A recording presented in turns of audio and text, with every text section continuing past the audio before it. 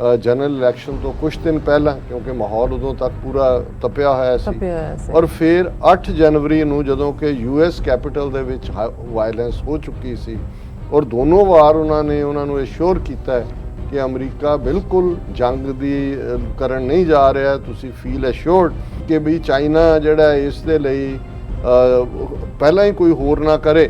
ਉਹਨਾਂ ਨੇ even general ਮਿਲੀ ਨੇ ਉਹ ਇੰਡੋ ਪੈਸੀਫਿਕ ਦੀਆਂ ਐਕਸਾਈਜ਼ਸ ਜਿਹੜੀਆਂ ਸੀ ਉਹ ਵੀ ਪੋਸਟਪੋਨ ਕਰ ਦਿੱਤੀਆਂ। ਫੌਜ ਦੇ CIA ਡਾਇਰੈਕਟਰ ਜਿਨਾ ਹੈਸਪੈਲ ਔਰ ਉਹਨਾਂ ਨੂੰ ਵੀ ਕਿਹਾ ਕਿ ਬਈ ਇਹ ਅਲਰਟ ਰਹੋ।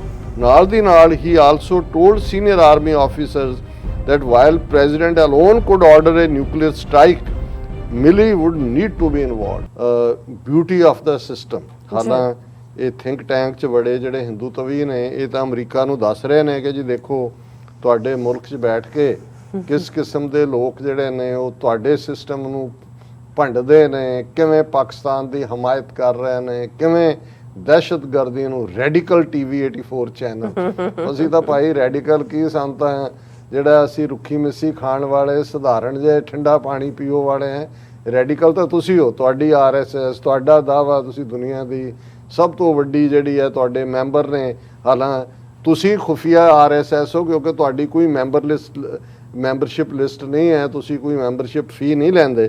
ਪਰ ਅਸੀਂ ਤਾਂ ਇੱਕ ਇਮਾਨਦਾਰੀ ਨਾਲ ਜਿਵੇਂ ਵੀ ਇਹ ਰਿਫਲੈਕਟ ਕਰਦਾ ਜ਼ਾਹਰ ਹੈ ਅਸੀਂ ਸਿੱਖ ਇਸ਼ੂਜ਼ ਨੂੰ, ਖਾਲਿਸਤਾਨ ਦੀ ਗੱਲ ਨੂੰ, ਕੌਮ ਦੀ ਗੱਲ ਨੂੰ, ਪਰ ਅਸੀਂ ਅਮਰੀਕਾ 'ਚ ਰਹਿੰਦੇ ਹਾਂ, ਅਮਰੀਕਾ ਨਾਲ ਸਾਨੂੰ ਮੁਹੱਬਤ ਹੈ।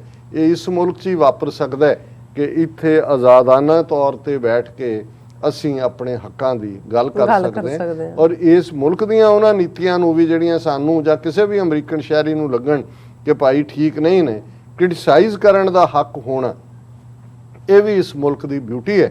ਔਰ ਜਿਵੇਂ ਤੁਸੀਂ ਇਸ਼ੂ ਦੇ ਤੌਰ 'ਤੇ ਡਿਸਕਸ ਕੀਤਾ ਸੀ, ਹੁਣ ਜ਼ਾਹਰ ਹੈ ਕਿ ਪ੍ਰੈਜ਼ੀਡੈਂਟ ਟਰੰਪ ਦਾ ਉਹਨਾਂ ਦੀ ਜਦੋਂ ਇਲੈਕਸ਼ਨ ਦੇ ਵਿੱਚ ਉਹਨਾਂ ਨੇ ਲੂਜ਼ ਕੀਤਾ ਬਾਈਡਨ ਦੇ ਸਾਹਮਣੇ, ਉਹਨਾਂ ਨੇ ਕਦੇ ਵੀ ਇਲੈਕਸ਼ਨ ਰਿਜ਼ਲਟ ਨੂੰ ਨਹੀਂ ਮੰਨਿਆ, ਉਹਨਾਂ ਨੇ ਉਹਨੂੰ ਰਿਗਡ ਪੋਲ ਕਿਹਾ। ਔਰ ਜਿਸ ਕਿਸਮ ਦਾ ਮਾਹੌਲ ਸਿਰਜਿਆ ਗਿਆ ਇਸ ਮੁਲਕ ਸੋਸਾਇਟੀ ਪੋਲਰਾਈਜ਼ ਹੋਈ, ਇਹਦੇ 'ਚ ਵੀ ਕੋਈ ਸ਼ੱਕ ਨਹੀਂ ਕਿ ਟਰੰਪ ਦੇ ਸਪੋਰਟਰਸ ਦੇ ਵਿੱਚ ਮਿਲੀਅਨਸ ਆਫ ਪੀਪਲ ਜਿਨ੍ਹਾਂ ਨੇ ਵੋਟ ਪਾਇਆ। ਔਰ ਅਖੀਰਲੇ ਦਿਨਾਂ 'ਚ ਇੱਕ ਫੀਅਰ ਐਕਸਪ੍ਰੈਸ ਕੀਤਾ ਜਾ ਰਿਹਾ ਸੀ ਕਿ ਪ੍ਰੈਜ਼ੀਡੈਂਟ ਟਰੰਪ ਆਪਣੀ ਗੱਦੀ ਨਹੀਂ ਛੱਡਣਗੇ, ਉਹ ਜੰਗ ਵੀ ਲਾ ਸਕਦੇ ਨੇ ਕਿਸੇ ਪਾਸੇ। ਚਾਈਨਾ ਪ੍ਰਤੀ ਜਿਸ ਕਿਸਮ ਦੀ ਬਿਆਨਬਾਜ਼ੀ ਔਰ ਦੂਸਰੀ ਹੋ ਰਹੀ ਸੀ, ਇਹ ਗੱਲ ਦੱਸ ਰਹੀ ਸੀ। ਔਰ ਜਦੋਂ ਫਿਰ ਕੈਪੀਟਲ ਹਿੱਲ ਦੇ ਉੱਤੇ ਜਿਹੜੀ ਇੱਕ ਵਾਇਲੈਂਟ ਮੌਬ ਨੇ ਆ ਕੇ ਜਿਵੇਂ ਉੱਥੇ ਜੋ ਵਾਇਲੈਂਸ ਕੀਤੀ, ਉਹ ਬੇਸ਼ੱਕ ਅਮਰੀਕਨ ਡੈਮੋਕ੍ਰੇਸੀ ਦੀ ਹਿਸਟਰੀ ਦੇ ਵਿੱਚ ਇੱਕ ਕਾਲਾ ਚੈਪਟਰ ਵੀ ਬਣਿਆ। ਔਰ ਇਸ ਦੌਰ ਦੇ ਵਿੱਚ ਇਹ ਲੱਗ ਰਿਹਾ ਸੀ ਕਿ ਵੀ ਉਹ ਆਪਣੀ ਗੱਦੀ ਨਹੀਂ ਛੱਡਣਗੇ ਔਰ ਜਿਹੜੀ ਹੈ ਐਮਰਜੈਂਸੀ ਪਾਵਰਸ ਦਾ ਇਸਤੇਮਾਲ ਕਰਕੇ ਜੇ ਅਮਰੀਕਾ ਕਿਸੇ ਨਾਲ ਜੰਗ ਦੀ ਹਾਲਤ 'ਚ ਚਲਾ ਜਾਂਦਾ ਹੈ ਤੇ ਫਿਰ ਉਹ ਸਾਰਾ ਕੁਛ ਹੀ ਜਿਹੜਾ ਉਹ ਜਿਹੜੀ ਓਥ ਟੇਕਿੰਗ ਜਾਂ ਦੂਜੀ ਬਾਈਡਨ ਦੀ ਸੀ ਉਹ ਅੰਡੂ ਹੋ ਸਕਦੀ ਸੀ।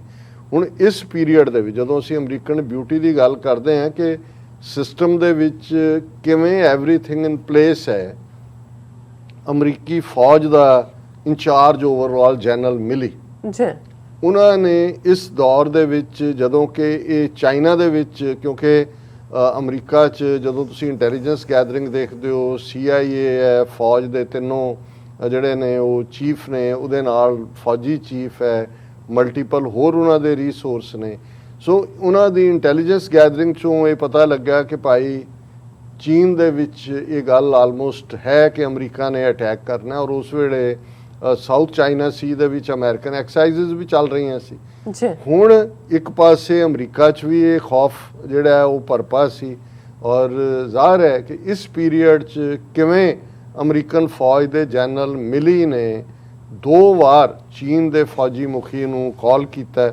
ਇੱਕ 30 ਅਕਤੂਬਰ ਨੂੰ ਉਹਨਾਂ ਦੇ ਜਿਹੜੀ ਚਾਈਨਾ ਦੀ ਆਰਮੀ ਆ ਉਹਨੂੰ ਪੀਪਲਜ਼ ਲਿਬਰੇਸ਼ਨ ਆਰਮੀ ਕਹਿੰਦੇ ਨੇ ਔਰ ਉਹਨਾਂ ਦਾ ਜਨਰਲ ਹੈ ਲਾਈ ਜ਼ੁੰਗ, ਉਹਨਾਂ ਨੇ 30 ਅਕਤੂਬਰ ਨੂੰ ਕਾਲ ਕੀਤਾ ਜਦੋਂ ਕਿ ਜਨਰਲ ਇਲੈਕਸ਼ਨ ਤੋਂ ਕੁਝ ਦਿਨ ਪਹਿਲਾਂ, ਕਿਉਂਕਿ ਮਾਹੌਲ ਉਦੋਂ ਤੱਕ ਪੂਰਾ ਤਪਿਆ ਹੋਇਆ ਸੀ। ਔਰ ਫਿਰ 8 ਜਨਵਰੀ ਨੂੰ ਜਦੋਂ ਕਿ US ਕੈਪੀਟਲ ਦੇ ਵਿੱਚ ਵਾਇਲੈਂਸ ਹੋ ਚੁੱਕੀ ਸੀ ਔਰ ਦੋਨੋਂ ਵਾਰ ਉਹਨਾਂ ਨੂੰ ਅਸ਼ੋਰ ਕੀਤਾ ਕਿ ਅਮਰੀਕਾ ਬਿਲਕੁਲ ਜੰਗ ਦੀ ਕਰਨ ਨਹੀਂ ਜਾ ਰਿਹਾ, ਤੁਸੀਂ ਫੀਲ ਅਸ਼ੋਰਡ। ਔਰ ਕਿਉਂਕਿ ਇੰਡੋ ਪੈਸੀਫਿਕ ਦੇ ਵਿੱਚ ਐਕਸਰਸਾਈਜ਼ਸ ਚੱਲ ਰਹੀਆਂ ਸੀ, ਈਵਨ ਇਹ ਕਿ ਵੀ ਚਾਈਨਾ ਜਿਹੜਾ ਇਸ ਦੇ ਲਈ ਪਹਿਲਾਂ ਹੀ ਕੋਈ ਹੋਰ ਨਾ ਕਰੇ, ਉਹਨਾਂ ਨੇ ਈਵਨ ਜਨਰਲ ਮਿਲੀ ਨੇ ਉਹ ਇੰਡੋ ਪੈਸੀਫਿਕ ਦੀਆਂ ਐਕਸਰਸਾਈਜ਼ਸ ਜਿਹੜੀਆਂ ਸੀ ਉਹ ਵੀ ਪੋਸਟਪੋਨ ਕਰ ਦਿੱਤੀਆਂ। ਹੁਣ ਇਹ ਖਬਰ, ਕਿਉਂਕਿ ਜਨਰਲ ਮਿਲੀ ਅੱਜ ਵੀ ਇਨ ਪਲੇਸ ਨੇ, ਜਨਰਲ ਨੇ, ਉਹਨਾਂ ਨੂੰ ਨੋਮੀਨੇਟ ਵੀ ਟਰੰਪ ਨੇ ਕੀਤਾ ਸੀ। ਹੁਣ ਇੱਕ ਪਾਸੇ ਅਸੀਂ ਟਰੰਪ ਲਾਇਲਿਸਟ ਦੀ ਅਦਰਵਾਈਜ਼ ਗੱਲ ਕਰਦੇ ਹਾਂ, ਦੂਸਰੇ ਪਾਸੇ ਇਸ ਕਰੈਕਟਰ ਦੀ ਗੱਲ ਕਰਦੇ ਹਾਂ, ਕਿਉਂਕਿ ਇਹ ਹੈ ਵਤਨ ਪ੍ਰਸਤੀ। ਭਾਵੇਂ ਨੋਮੀਨੇਟ ਉਹਨਾਂ ਨੇ ਕੀਤਾ ਪਰ ਉਹਨਾਂ ਦੀ ਲਾਇਲਟੀ ਮੁਲਕ ਦੇ ਨਾਲ, ਜਾਂ ਉਹਨਾਂ ਨੂੰ ਇਹ ਕਿ ਵੀ ਸਾਡਾ ਪ੍ਰੈਜ਼ੀਡੈਂਟ ਕੋਈ ਗਲਤ ਕਦਮ ਨਾ ਲੈ ਲੇ।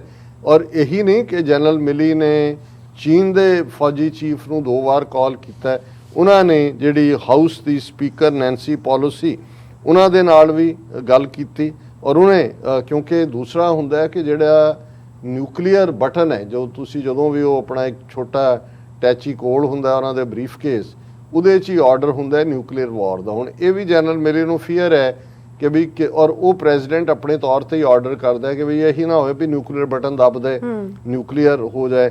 ਉਹਨਾਂ ਨੇ ਇਸ ਗੱਲ ਨੂੰ ਨੈਂਸੀ ਪੈਲੋਸੀ ਨੂੰ ਵੀ ਭਰੋਸੇ 'ਚ ਲਿਆ ਔਰ ਉਹਦੇ 'ਚ ਉਹਨੂੰ ਉਹਨਾਂ ਨੇ ਕਿਹਾ ਕਿ ਵੀ ਨਿਊਕਲੀਅਰ ਵੈਪਨ ਸੇਫ ਨੇ, ਪਰ ਨਾ, ਔਰ ਉਹਨੇ ਨੈਂਸੀ ਪੈਲੋਸੀ ਨੇ ਕਿਹਾ ਕਿ ਜੀ ਇਹ ਤਾਂ ਕਰੇਜ਼ੀ ਬੰਦਾ ਹੈ, ਤੇ ਉਹਨੇ ਜਨਰਲ ਮਿਲੀ ਨੇ ਕਿਹਾ ਯਾ ਆਈ ਐਗਰੀ।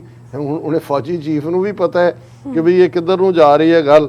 ਔਰ ਇਸ ਸਾਰੇ ਦੇ ਨਾਲ ਜਿਹੜਾ ਮਿਸਟਰ ਮਿਲੀ ਨੇ ਫਿਰ ਜਿਹੜੇ ਸਰਵਿਸ ਚੀਫ ਨੇ ਫੌਜ ਦੇ, CIA ਡਾਇਰੈਕਟਰ ਜਿਨਾ ਹੈਸਪੈਲ, ਔਰ ਉਹਨਾਂ ਨੂੰ ਵੀ ਕਿਹਾ ਕਿ ਵੀ ਇਹ ਅਲਰਟ ਰਹੋ। ਨਾਲ ਦੀ ਨਾਲ ਹੀ also told senior army officers that while president alone could order a nuclear strike, Milley would need to be involved। ਉਹਨਾਂ ਨੇ ਕਿਹਾ ਵੀ ਭਾਵੇਂ ਉਹ ਇਕੱਲਾ ਆਰਡਰ ਕਰ ਸਕਦਾ ਪਰ ਕੋਈ ਵੀ ਇਸ ਕਿਸਮ ਦਾ ਆਰਡਰ ਆਂਦਾ ਤੁਸੀਂ ਮੇਰੇ ਨਾਲ ਗੱਲ ਜ਼ਰੂਰ ਕਰਨੀ ਹੈ। ਮਤਲਬ ਇਹ ਹੈ ਵੀ ਉਹਨਾਂ ਨੇ ਯਕੀਨੀ ਬਣਾਇਆ ਕਿ ਕੋਈ ਡਾਇਰੈਕਟ ਵਾਰ ਨਾ ਹੋਏ ਔਰ ਕੋਈ ਇਸ ਕਿਸਮ ਦਾ ਨਿਊਕਲੀਅਰ ਜਿਹੜਾ ਉਹ ਪੈਰਲ ਨਾ ਖੜਾ ਹੋਏ। ਔਰ ਇਹ ਗੱਲ ਕਿਵੇਂ ਸਾਡੇ ਤੱਕ ਪਹੁੰਚਣੀ ਸੀ ਜੇ ਅਮਰੀਕਾ ਦੇ, ਫਿਰ ਅਸੀਂ ਜਿਹੜਾ ਥਰਾਈਵਿੰਗ ਫ੍ਰੀ ਮੀਡੀਆ ਦੀ ਗੱਲ ਕਰਦੇ ਹਾਂ, ਇਹਨਾਂ ਦੇ ਨਿਊਜ਼ਪੇਪਰ ਵਾਸ਼ਿੰਗਟਨ ਪੋਸਟ ਦੇ 2 ਵੱਡੇ ਰਾਈਟਰ ਬੌਬ ਵੁੱਡਵਾਰਡ ਔਰ ਰਾਬਰਟ ਕੋਸਟਾ, ਇਸ ਗੱਲ ਦਾ ਧਿਆਨ ਰਹੇ, ਇਹੀ ਵਾਸ਼ਿੰਗਟਨ ਪੋਸਟ ਹੈ। ਔਰ ਇਹੀ ਵਾਸ਼ਿੰਗਟਨ ਪੋਸਟ ਨੇ ਜਦੋਂ ਪ੍ਰੈਜ਼ੀਡੈਂਟ ਨਿਕਸਨ ਜਿਸ ਦੇ ਖਿਲਾਫ ਵਾਈਟ ਵਾਟਰ ਸਕੈਂਡਲ ਕਿ ਕਿਵੇਂ ਡੈਮੋਕ੍ਰੈਟਸ ਦੇ ਆਫਿਸ ਨੂੰ ਬਗ ਕੀਤਾ ਹੈ ਉਹਨਾਂ ਦੇ DNC ਦੇ ਸੈਸ਼ਨ ਵੇਲੇ, ਔਰ ਇਹਨਾਂ ਦੀ ਰਿਪੋਰਟ ਤੇ ਹੀ ਆਧਾਰਿਤ ਜਿਹੜਾ ਸੀ ਫਿਰ ਨਿਕਸਨ ਨੂੰ ਰਿਜ਼ਾਈਨ ਕਰਨਾ ਪਿਆ ਸੀ, ਕਿਉਂਕਿ ਉਹਨੂੰ ਨਜ਼ਰ ਆ ਰਿਹਾ ਸੀ ਕਿ ਨਹੀਂ ਤਾਂ ਮੈਨੂੰ ਇੰਪੀਚ ਕਰ ਦੇਣਗੇ।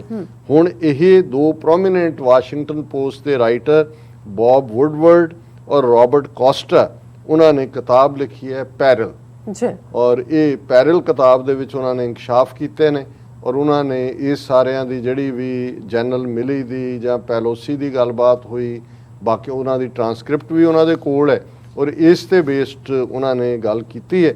ਸੋ ਮੈਂ ਸਮਝਦਾ ਵੀ ਇਹ ਸਿਸਟਮ ਦੀ ਬਿਊਟੀ ਹੈ। ਔਰ ਜਦੋਂ ਅਸੀਂ ਚੈਕਸ ਐਂਡ ਬੈਲੈਂਸਿਸ ਦੀ ਗੱਲ ਕਰਦੇ ਹਾਂ, ਇਹਨੂੰ ਹੁਣ ਤੁਸੀਂ ਕੰਪੇਅਰ ਕਰੋ ਮੋਦੀ ਦੇ ਨਾਲ ਕਿ ਉੱਥੇ ਕਿਵੇਂ ਸਾਰੇ ਰਬੜ ਦੀ ਸਟੈਂਪ ਬਣੇ ਹੋਏ ਨੇ, ਉਹ ਫੌਜੀ ਮੁਖੀ ਹੋਏ, ਸੁਪਰੀਮ ਕੋਰਟ ਹੋਏ, ਮੀਡੀਆ ਹੋਏ, ਦੂਜਾ ਹੁਣ ਇੱਥੇ ਜਨਰਲ ਚੈਲੰਜ ਕਰ ਰਿਹਾ ਪ੍ਰੈਜ਼ੀਡੈਂਟ ਦੀ ਕਿਸੇ ਵੀ ਗਲਤ ਗੱਲ ਨੂੰ, ਮੀਡੀਆ ਕਿੱਥੋਂ ਤੱਕ ਪਹੁੰਚ ਗਿਆ ਔਰ ਹਾਊਸ ਦੇ ਵਿੱਚ ਸਪੀਕਰ ਕੀ ਸੋਚਦੀ ਹੈ, ਬਾਕੀਆਂ ਨੂੰ ਕਿਵੇਂ ਭਰੋਸੇ 'ਚ ਲਿਆ।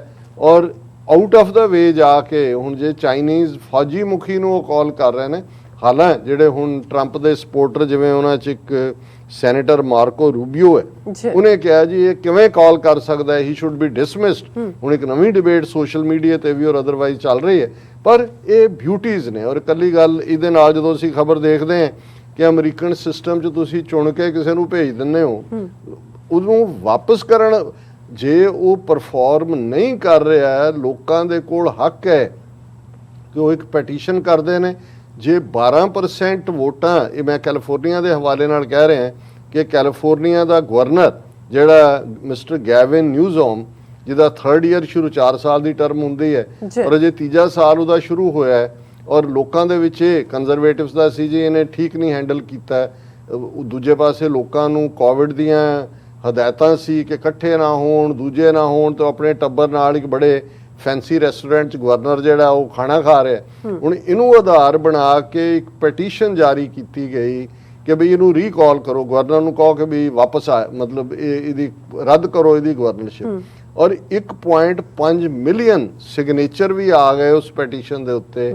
ਔਰ ਪਿਛਲੇ ਦਿਨਾਂ 'ਚ ਵੋਟ ਵੀ ਹੋਈ, ਹਾਲਾਂ ਲਗਭਗ 2/3 ਲੋਕਾਂ ਨੇ ਗਵਰਨਰ ਦੇ ਹੱਕ 'ਚ ਵੋਟ ਦਿੱਤੀ ਹੈ, ਔਰ ਰਹਿ ਗਿਆ ਗਵਰਨਰ, ਉਹਨੇ ਥੈਂਕ ਯੂ ਵੀ ਕੀਤਾ। ਹਾਲਾਂ ਇਸ ਕੈਂਪੇਨ ਦੇ ਲਈ ਫਿਰ ਪ੍ਰੈਜ਼ੀਡੈਂਟ ਬਾਈਡਨ ਔਰ ਕਮਲਾ ਹੈਰਿਸ ਖੁਦ ਵੀ ਗਏ, ਕਿਉਂਕਿ ਵੈਸੇ ਤਾਂ ਬਲੂ ਸਟੇਟ ਹੈ ਕੈਲੀਫੋਰਨੀਆ, ਤੇ ਅਗਲੇ ਸਾਲ ਅਮਰੀਕਨ US ਕਾਂਗਰਸ ਦੇ ਵੀ 1/3 ਮੈਂਬਰਾਂ ਦੀਆਂ ਚੋਣਾਂ ਹੋਣੀਆਂ ਨੇ। ਔਰ ਇਸ ਗੱਲ ਨੂੰ ਡੈਮੋਕ੍ਰੈਟ ਯਕੀਨੀ ਬਣਾਉਣਾ ਚਾਹੁੰਦੇ ਨੇ ਵੀ ਮੈਜੋਰਿਟੀ ਜਿਹੜੀ ਹੈ ਉਹ ਡੈਮੋਕ੍ਰੈਟਾਂ ਦੀ ਰਹੇ।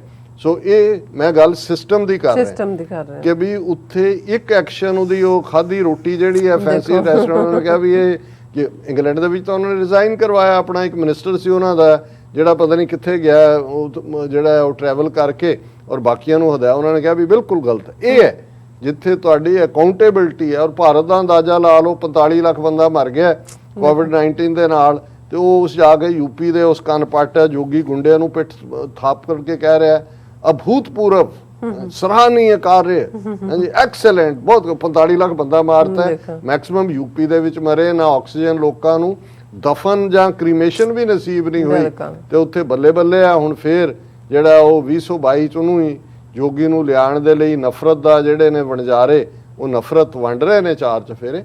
ਸੋ ਅਸੀਂ ਅਮਰੀਕਨ ਸਿਸਟਮ, ਇਹ ਦੋਨੋਂ ਹੀ ਖਬਰਾਂ ਦੱਸਦੀਆਂ ਨੇ ਕਿ ਸਿਸਟਮ ਜੇ ਅੱਜ ਵੀ ਦੁਨੀਆ ਦੀ ਸੁਪਰ ਪਾਵਰ ਹੈ ਔਰ ਦੁਨੀਆ ਦਾ ਹਰ ਵਸਿੰਦਾ ਇਸ ਮੁਲਕ 'ਚ ਆ ਕੇ ਵਸਣਾ ਚਾਹੁੰਦਾ, ਤੇ ਇਹ ਇਸ ਸਿਸਟਮ ਦੀ ਬਿਊਟੀ ਹੈ। ਜੀ ਰਾਜ ਸਾਹਿਬ ਤੁਹਾਡਾ ਬਹੁਤ ਬਹੁਤ ਸ਼ੁਕਰੀਆ, ਤੁਸੀਂ ਆਪਣੇ ਵਿਚਾਰ ਸਾਡੇ ਦਰਸ਼ਕਾਂ ਨਾਲ ਸਾਂਝੇ ਕੀਤੇ ਨੇ। ਸੋ ਇੱਥੇ ਲੈਣੇ ਬ੍ਰੇਕ ਤੋਂ ਪਹਿਲਾਂ ਅਸੀਂ ਆਪਣੇ ਦਰਸ਼ਕਾਂ ਤੇ ਸਰੋਤਿਆਂ ਨੂੰ ਹਮੇਸ਼ਾ ਤਰ੍ਹਾਂ ਦੱਸ ਦਈਏ ਕਿ ਤੁਸੀਂ ਵੱਧ ਤੋਂ ਵੱਧ TV 84 ਦੀ ਮਾਈਕ ਸਹਾਇਤਾ ਕਰੋ। ਤੁਸੀਂ ਆਪਣੀ ਮਾਈਕ ਸਹਾਇਤਾ ਸਾਡੀ ਵੈਬਸਾਈਟ TV84.tv ਤੇ ਜਾ ਕੇ ਪੇਪਲ ਦੀ ਵਰਤੋਂ ਕਰਕੇ 1 ਟਾਈਮ ਡੋਨੇਟ ਕਰ ਸਕਦੇ ਹੋ, ਮੰਥਲੀ ਡੋਨੇਟ ਵੀ ਕਰ ਸਕਦੇ ਹੋ।